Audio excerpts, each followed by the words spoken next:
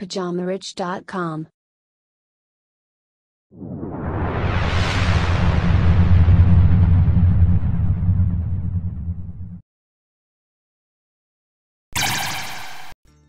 Bonjour à tous et bienvenue sur ce nouveau Richcast de Pyjama Rich TV. Alors aujourd'hui, je voulais t'expliquer pourquoi tu dois faire des économies si tu veux devenir riche. Alors selon les auteurs, les discours varient selon qu'il faille faire des économies pour s'enrichir ou au contraire investir son argent sans regarder à la dépense. Moi, j'ai toujours été pragmatique. Il me paraît pourtant évident que pour s'enrichir, il faut de l'argent à investir. Pour avoir de l'argent quand on n'est pas riche, la seule solution est donc de mettre de l'argent de côté. Car comment veux-tu devenir riche si tu n'as pas d'économie? N'as-tu jamais entendu que l'argent appelle à l'argent? Beaucoup trop de gens souhaitent devenir riches sans avoir un sou en poche. C'est comme si tu voulais conduire une Formule 1 avant même d'avoir ton permis de conduire. Ridicule, n'est-ce pas? Et pourtant, c'est ce que font la majorité des gens. Faire des économies est la base de l'enrichissement financier.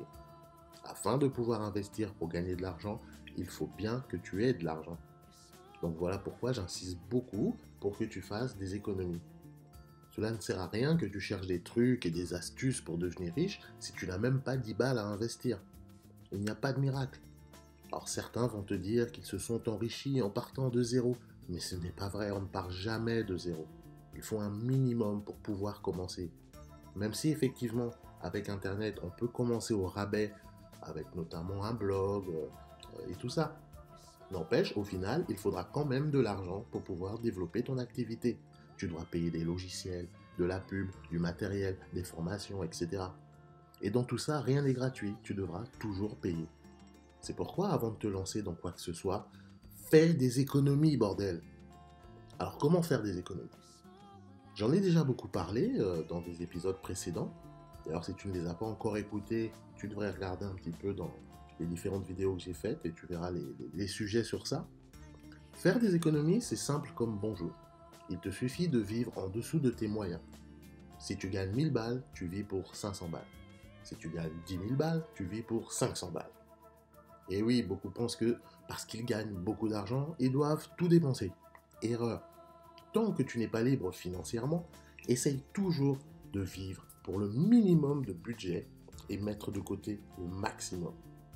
Et ça, c'est le début de la richesse. Fais ça pendant 1 an et tu verras ton épargne grandir vitesse grand V. Et à partir de là, on pourra parler business, mais pas avant. Alors pendant cette année d'économie, tu devrais te serrer la ceinture, te priver de beaucoup de choses. Et si possible, pourquoi pas retourner vivre chez tes parents pour économiser un loyer pendant 1 an.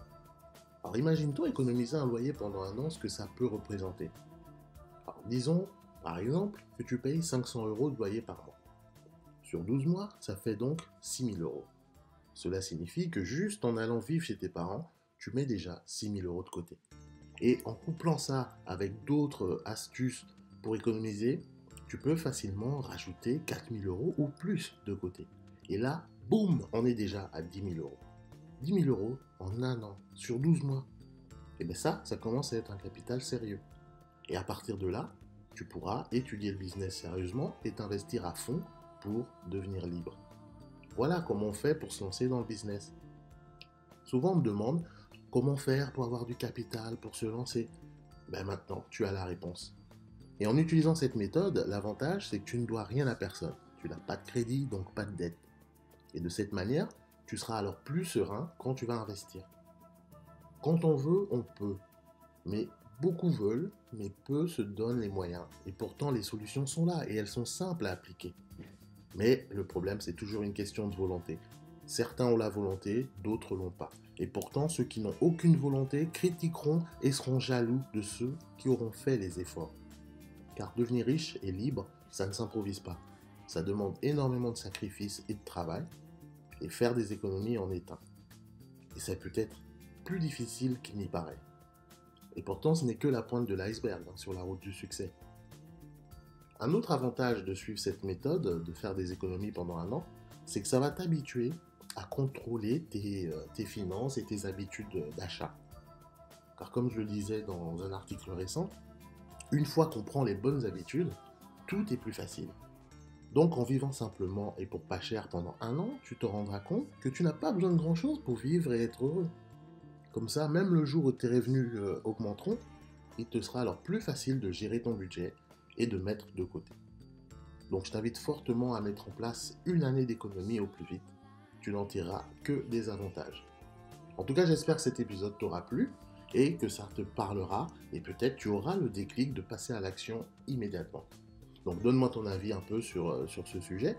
As-tu déjà fait des économies?